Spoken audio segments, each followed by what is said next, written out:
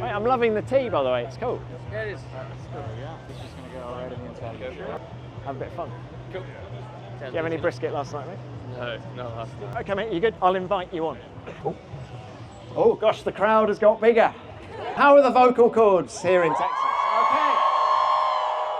We have, well, one of Quadlock's young guns and not a star of the future anymore. He is a star now in Formula One. Please give a very warm Texas welcome to Oscar Piastri.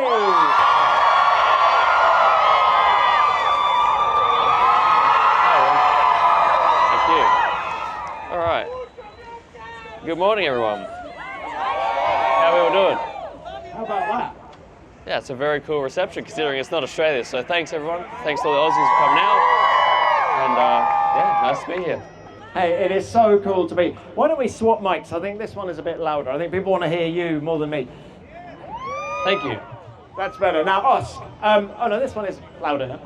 Oscar, isn't it cool being here in Austin? It's your second race. Are you enjoying the Texan vibe? Have you been eating barbecue? Have you been living the life? Not as much as I would have liked to. I've been getting over a cold the last few days, so I've not gone out and got barbecue. I'm going to do it after the race, so don't worry, I'm not letting down the side. But I've not explored as much as I would have liked to, unfortunately. So I'm better now, mostly. I'm still sounding a bit rough, but I'm all right.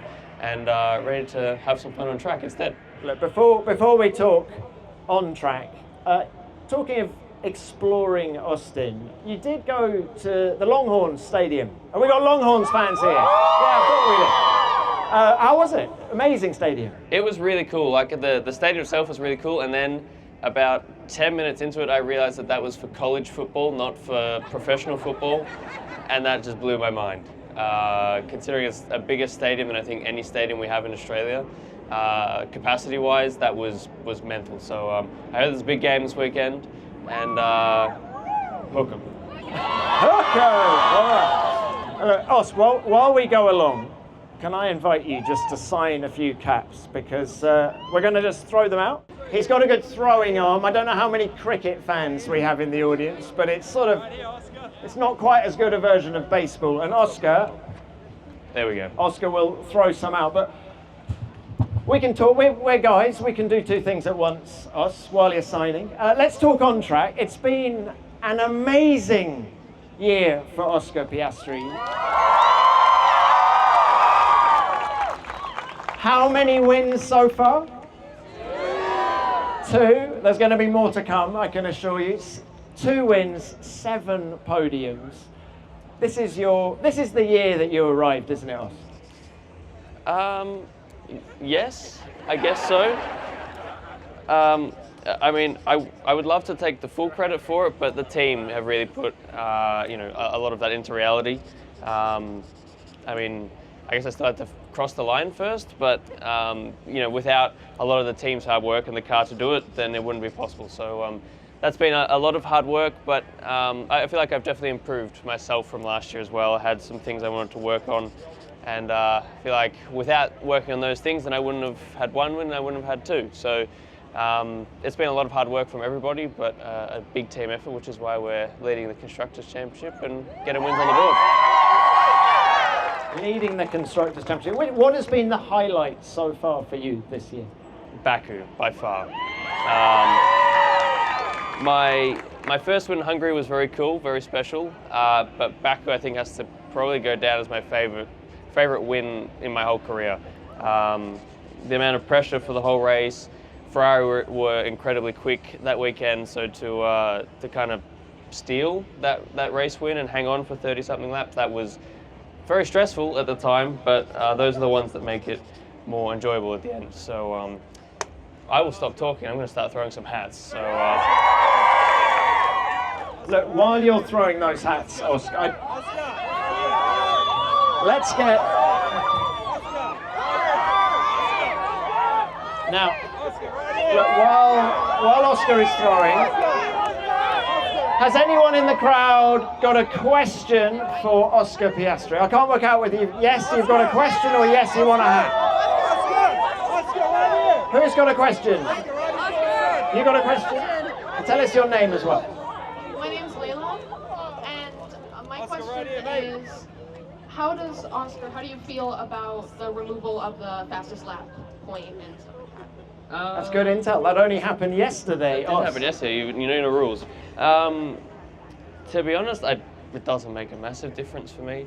I think it potentially just gets rid of the risk of any shenanigans happening, where a team that can't score any points pits and gets fastest lap, and then it messes with the championship. So I think it's probably a good thing, but I don't think it will make a massive difference.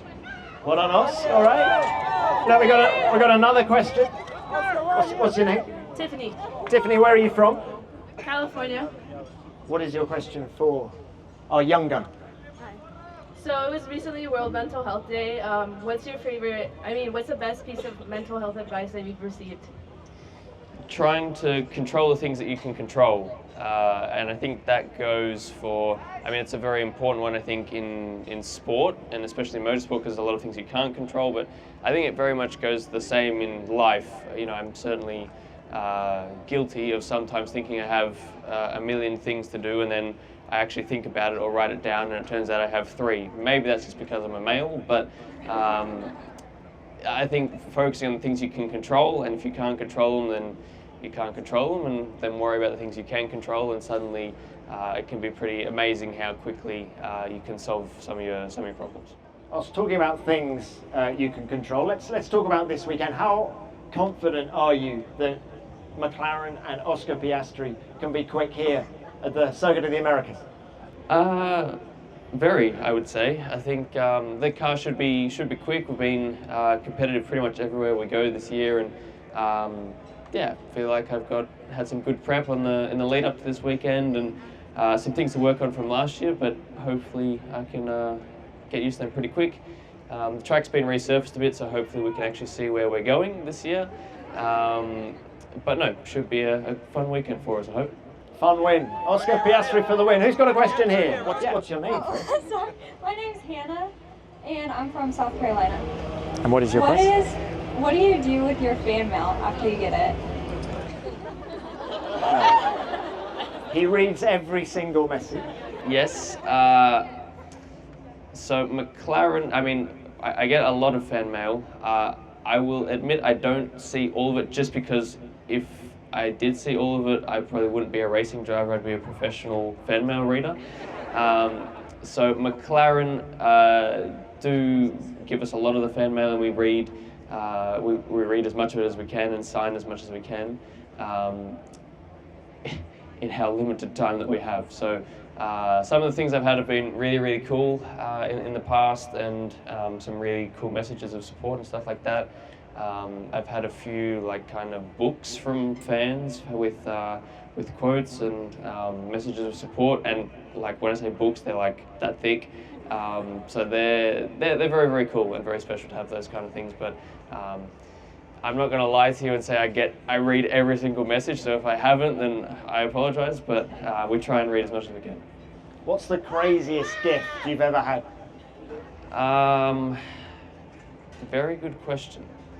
Craziest thing I signed a baby in Singapore. Not the actual baby. I signed the bib that they were wearing. I'm not that strange, or the parents weren't that strange, let's say. The most interesting thing I've had it as a gift, like a soft toy or something like that. I think I had someone in Singapore last year actually gave me a croissant soft toy for Oscar Piastri, obviously. So that one was pretty cool and pretty thoughtful. All right, let's move on. Next question. Name and number. Derek, number? Oh, no.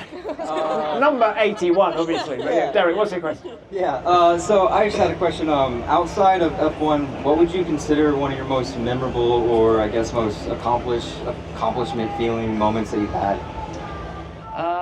Outside of F1 or outside of racing? Outside of racing, if that's not too personal. What have I done outside of racing in my life? Oscar, I was going to ask you about cycling. 'Cause I know that you've taken up cycling. Have you done any of the big climbs around No, Monaco in the south of France? My accomplishment for that is not giving up after the first time.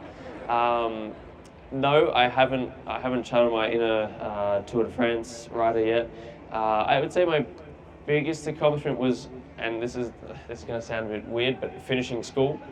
I'm probably one of the only people on the grid that actually has finished school.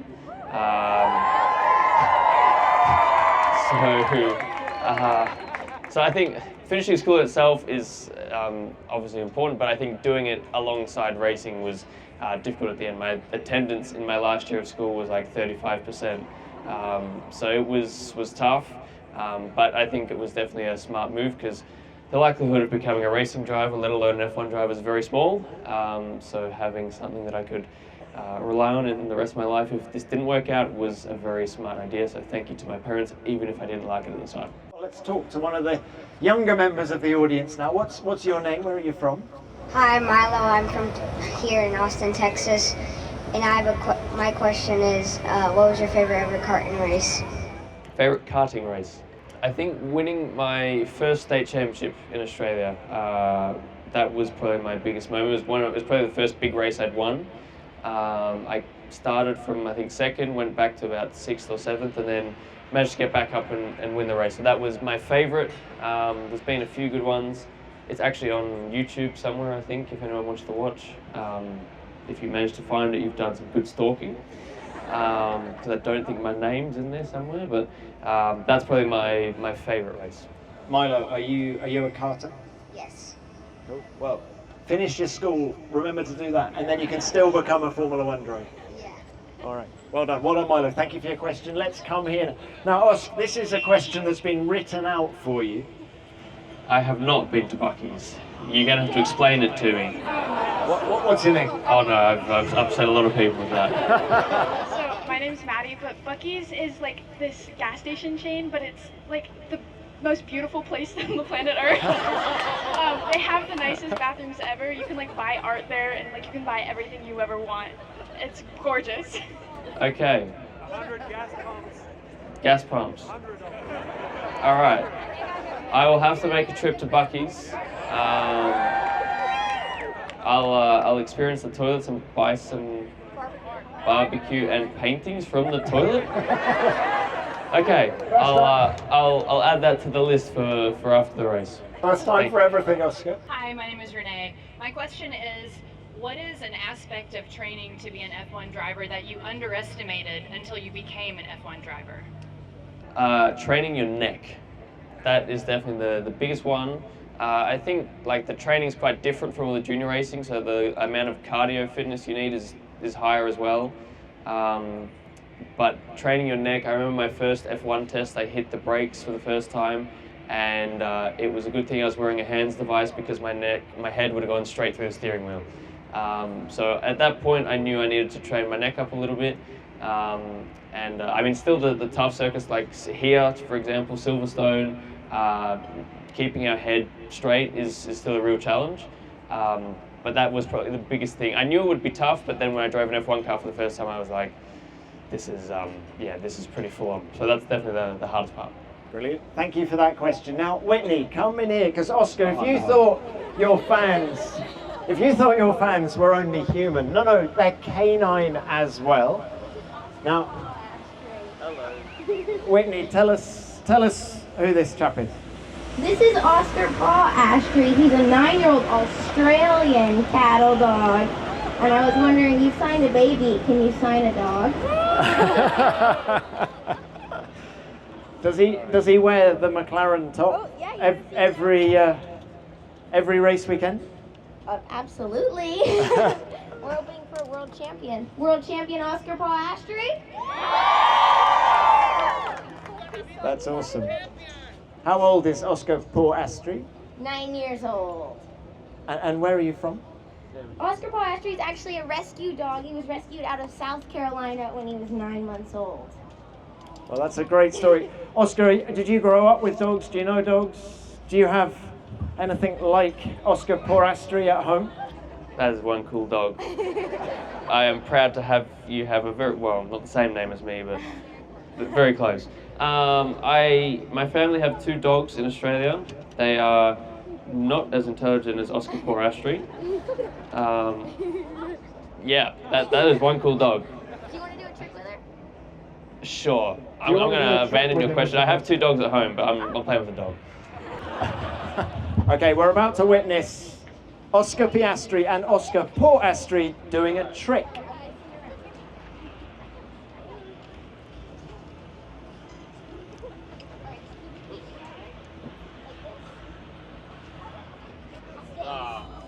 Oops. Oh, I'm sorry, Tom. There we go.